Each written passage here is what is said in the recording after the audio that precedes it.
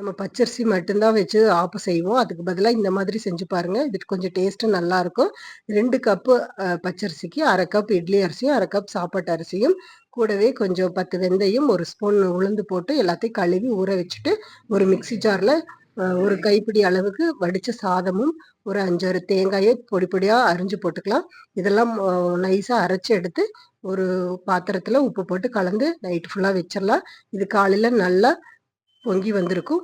இப்ப இத நல்லா கலக்கி விட்டுட்டு, தேவையான அளவு தண்ணி விட்டு நம்ம ஆப்பம் ஊத்த ஆரம்பிச்சுக்கலாம். இது நம்ம பச்சரிசியில செய்யற ஆப்பத்த விட, இது கொஞ்சம் டேஸ்ட் நல்லா இருக்கிற மாரி இருக்கும். கொஞ்சம் மொறுமொறுப்பாவும் வரும். நான் வந்து தேங்காய் பாலுக்கு நாட்டு சர்க்கரை போட்டிருக்கிறதுனால, அது கொஞ்சம் கலர் மாறுன மாதிரி தெரியும்.